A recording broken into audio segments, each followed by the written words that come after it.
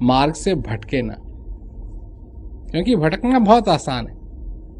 भटकने में कुछ नहीं लगता है, भटकने में कुछ नहीं लगता है।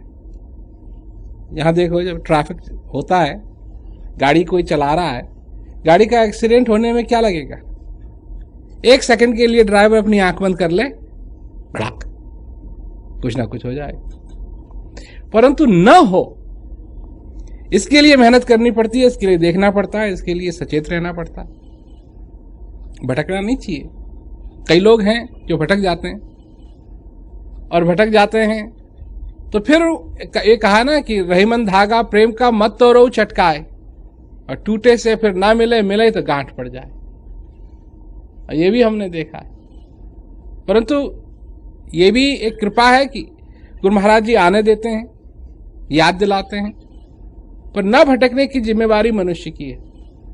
न भटकने की जिम्मेवारी मनुष्य की है, क्योंकि तुमको भैंसे के तरह रस्सी से नहीं बांधा हुआ है। तुम स्वतंत्र हो, तुम स्वतंत्र हो। ज्ञान मार्ग स्वतंत्र लोगों के लिए है, अस्वतंत्र लोगों के लिए नहीं है। स्वतंत्र हो तुम। ज्ञान का मकसद ही है स्वतंत्र होना। और जैसे चिड़िया, जो जंगली चिड़िया है, उसको पकड़ नहीं सकते, पर अगर उसको बुलाना है पास में तो कोई ऐसी चीज रखनी पड़ेगी जिससे वो आकर्षित होकर के आए।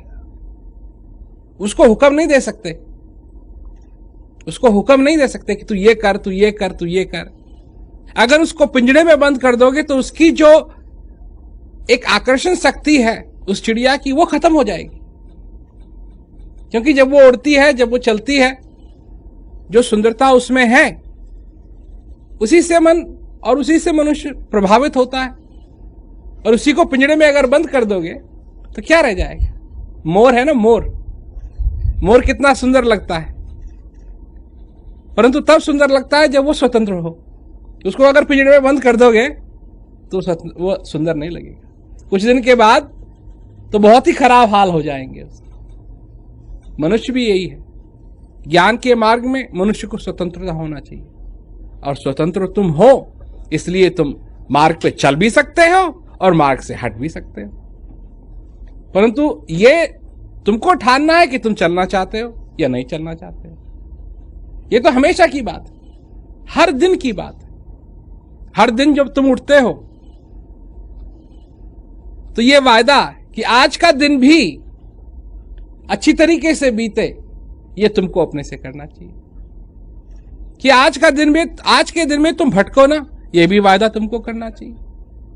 कि तुम बैठ करके और ज्ञान का अभ्यास करोगे, मेहनत करोगे, ये वादा भी तुमको करना चाहिए। ये सारी चीजें, ये सारी बातें जो आनंद की बातें हैं, हम इन चीजों से अपनी जिंदगी में इतना दूर हट गए हैं, इतना दूर हट गए हैं कि हमको कोशिश करनी पड़ती है कि जो चीज हमारे लिए प्राकृतिक होनी चाहिए थी, उस चीज को ही करने के लिए हमको मेहनत करनी पड़ती है।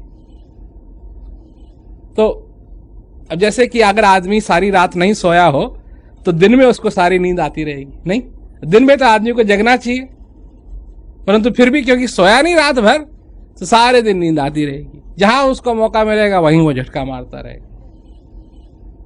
मनुष्य के साथ भी यही हाल है। अगर आराम नहीं किया, उस ज्ञान के सागर में आराम नहीं किया, तो जो चीज प्राकृतिक होनी चाहिए वो होगी नहीं। तो ज्ञान के सागर में जाओ। गुरु महाराज जी के लिए कहा कि वही है।